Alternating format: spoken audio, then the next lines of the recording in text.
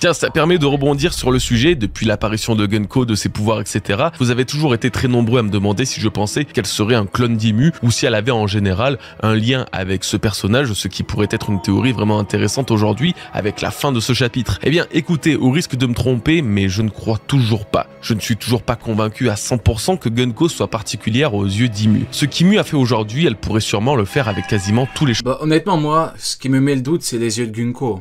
Le fait qu'on ait des yeux différents et qu'avec Cavendish, on a vu que quand tu changes, que quand t'es possédé par une espèce de démon, tes yeux peuvent changer. Moi, ça met le doute. Maintenant, est-ce que Imu peut prendre la forme de n'importe qui? Attendez, maintenant que j'y pense. Si Imu pouvait le faire, fallait le faire à Egghead du coup. Eh oui.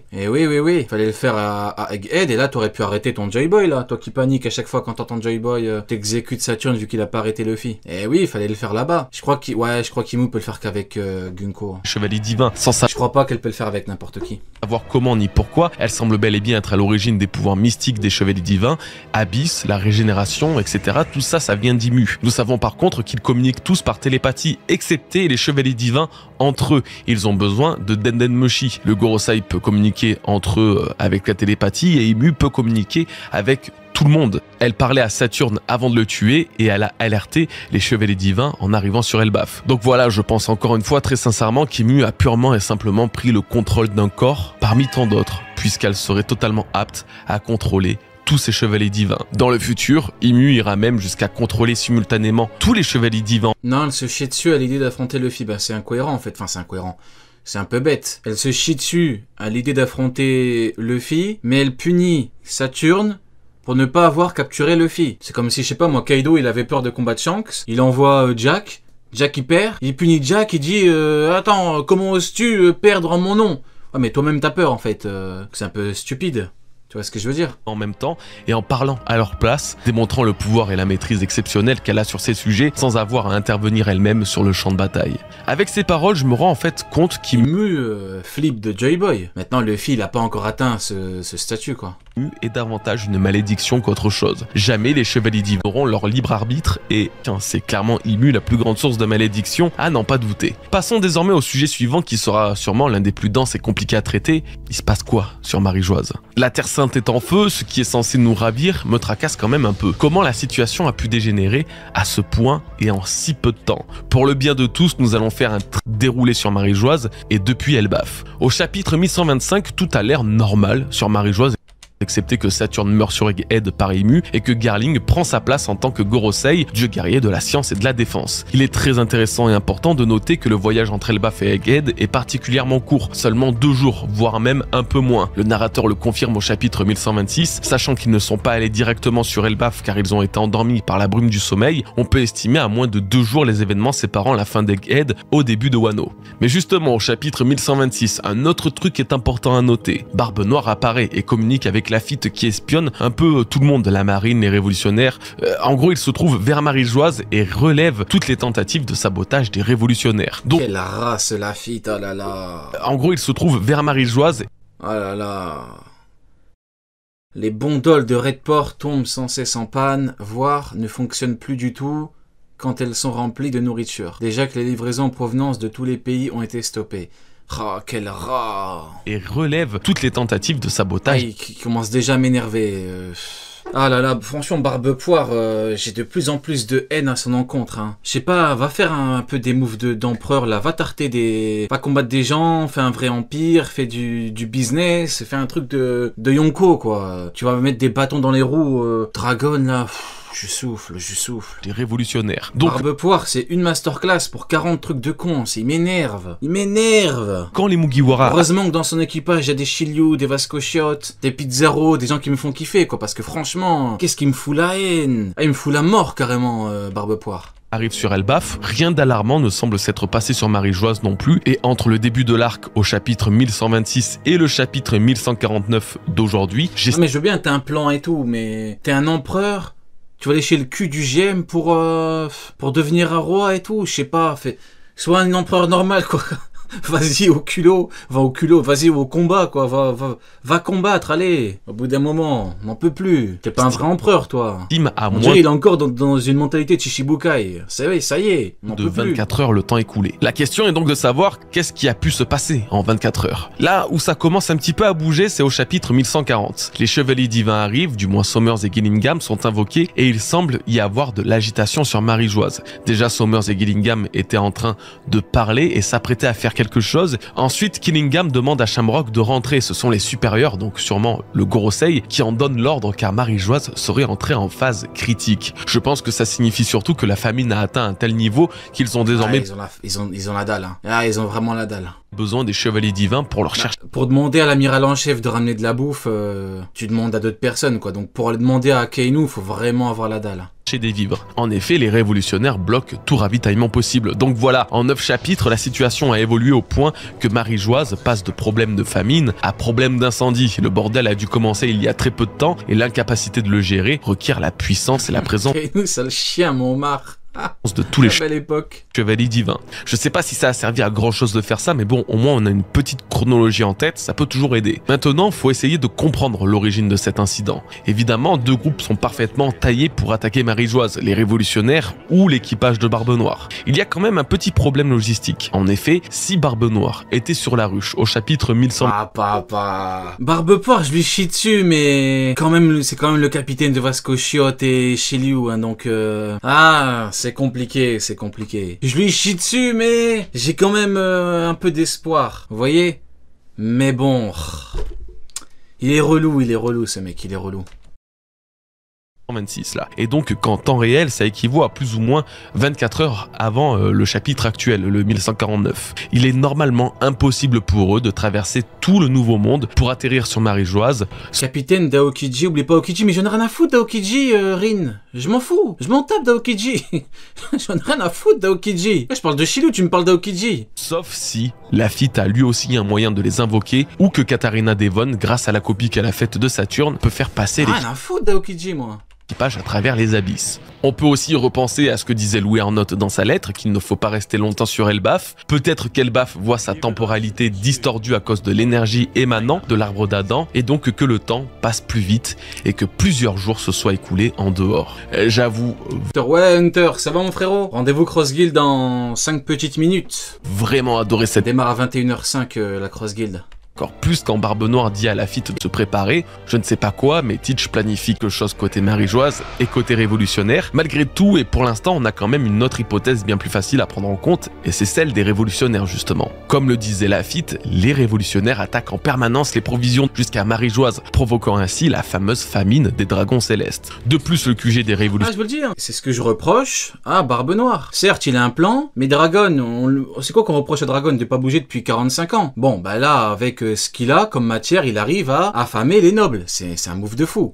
Certes, c'est pas un move en termes de combat, mais c'est pas comme s'il avait des kings, des queens, des jacks avec lui, Dragon. Donc il fait avec ce qu'il a. Pour l'instant, ça fonctionne. Si Barbe Noire, il vient, il commence à lui mettre des bâtons dans les roues, moi, ça ne me plaît pas. Les révolutionnaires se trouvent sur Kamabaka, une île très proche de Marie-Joise, bien plus que ne l'est la ruche. Et cerise sur le gâteau, encore au chapitre 1125, Dragon apparaît à la toute fin avec l'équipe des révolutionnaires au complet, déclarant que le problème de la fin du monde Vegapunk, ceux qui croient à la menace dont tu les as avertis au péril de ta vie. de la montée des eaux doit être réglé au plus vite, sinon les peuples se battront pour leur propre sécurité. Donc si on veut pas partir sur une hypothèse trop what the fuck, il serait cohérent que les révolutionnaires soient passés à l'action en infiltrant Marie-Joise grâce à une galerie de tunnels souterrains creusés par Morlaix et son fruit du démon. Ils attaqueraient de toutes parts sans être vus, diminuant et éparpillant les forces du gouvernement à travers toute la Terre Sainte. Voilà, donc Dragon passerait à l'action, c'est assez fou, et c'était très attendu aussi. Est-ce que j'ai quand même le droit de sortir ma théorie tirée par les cheveux de la semaine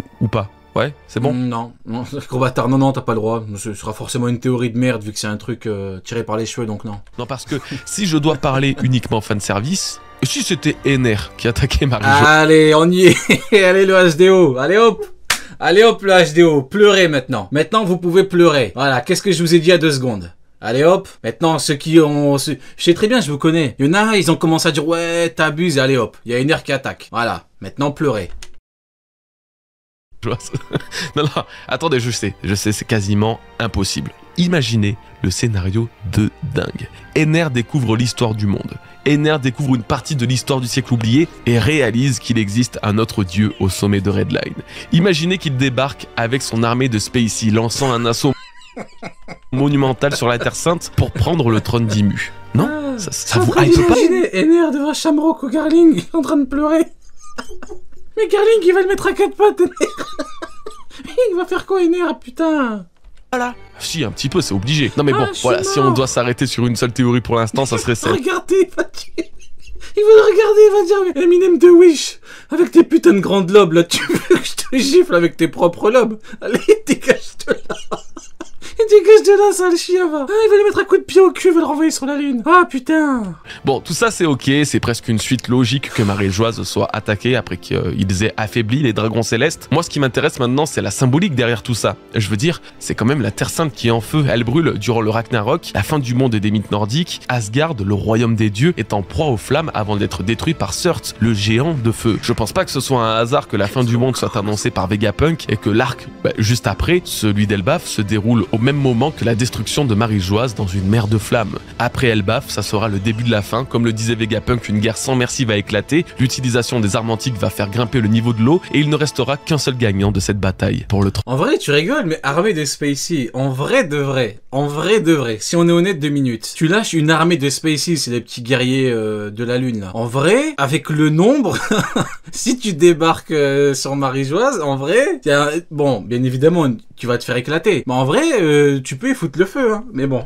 Trône du roi. On a pu voir les principaux sujets autour de cette révélation finale, mais une question persiste. Quelle est la suite? Déjà, ça signe la fin de la mission des Chevaliers Divins sur Elbaf. Voilà, ils n'auront pas le temps de voler les enfants et faire toute la route en mer jusqu'à Marie-Joise. Ils vont tous rentrer avec le cercle Abyss. Donc si on se demandait quel gamin aurait été kidnappé, etc., la réponse c'est que c'est aucun, hein, voilà tout. Maintenant, que va faire Imu? C'est un peu le problème. Si Imu veut montrer le vrai pouvoir d'un dieu, elle doit normalement tuer quelqu'un. Ah, les problèmes, les mecs. Tuer quelqu'un, utiliser de la puissance.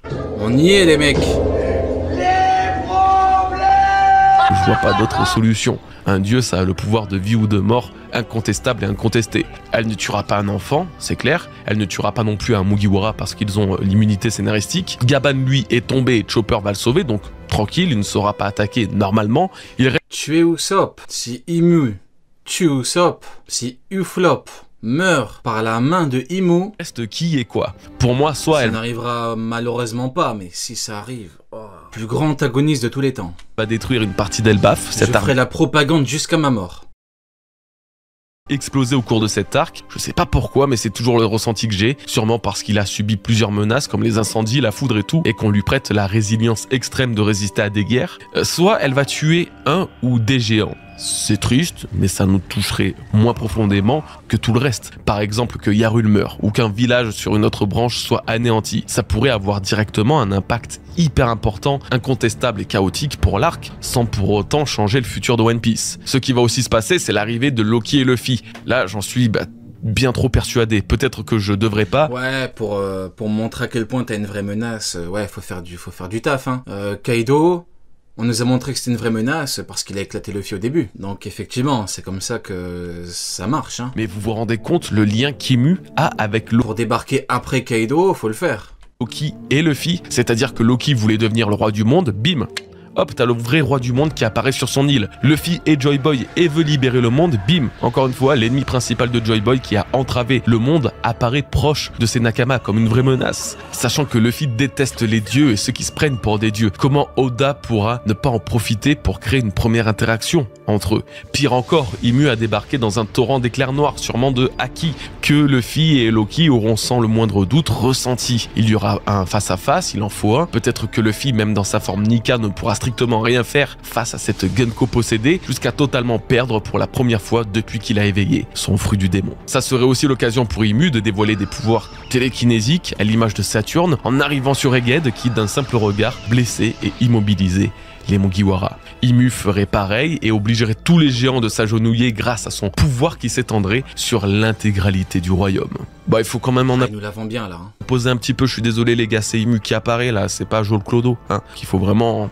voilà, montrer qui est le roi, qui est le dieu. Et pour finir, comment Gunko va-t-elle reprendre le contrôle? Ou qu'est-ce qui stoppera la possession d'Imu? Eh bien, j'ai du mal à voir autre chose que Brook lui-même. Oui, c'est assez improbable à dire, mais Brook est le seul capable de se libérer de ses entraves. Son fruit du démon lui permet de prendre l'apparence d'une âme et de vagabonder dans un large périmètre. Lui qui a reconnu Gunko et Gunko qui a aussi commencé à le reconnaître, on pourrait avoir cette scène où Brook vient à sa rencontre en forme d'esprit, en forme d'âme, découvre Imu possédant le corps de sa présumée fille ou fille adoptive et... J'aime pas trop, mais bon, il a pas tort. Il a pas tort, ça peut... Après, si c'est fait en fin d'arc, après que Imu a déployé une puissance phénoménale, que Imu a tarté les meilleurs éléments, pourquoi pas? Si c'est fait rapidement, ce sera un gros pétard mouillé, mais bon. Essaiera de lui parler pour réveiller ses plus... Après, ça va surtout dans le sens de Imu peut faire ça qu'avec Gunko du coup, parce que Imu pourrait pas prendre le corps de Killingham. Profond souvenir. Gunko pourrait, en reprenant conscience de qui elle est, repousser petit à petit la malédiction d'Imu, exactement comme l'a fait Cavendish avec Akuba. C'est vraiment un cas très similaire. On aurait une moitié de Gunko pleurant en se souvenant de sa vie passée et de son histoire avec Brook, et une autre moitié d'Imu luttant pour garder le contrôle sur son pion. Et voilà, n'hésitez pas à me donner vos hypothèses, car il y a effectivement des tonnes de scénarios envisageables, comme le fait aussi que Dragon, si ce sont bien les révolutionnaires qui attaquent Marie-Joise, puisse pénétrer dans la salle où se trouve Imu et intercepter sa connexion avec Gunko. Ça serait peut-être trop beau pour être vrai, je suis d'accord. Mais le premier face-à-face Dragon-Imu, moi je signe, ça va, ça me dérange pas. Bon, vu que vous avez des tonnes de questions à propos de ce chapitre, il est l'heure d'y répondre. Et on va s'arrêter là. Big up à Goji, big up pour la vidéo. Comment ça va mon frère Sony? Eh ben, en termes de timing, c'est parfait. Timing parfait, il est l'heure de la Cross Guild, mes amis. Big up à Goji, on y va, c'est parti pour la Cross Guild. On va rejoindre toute l'équipe.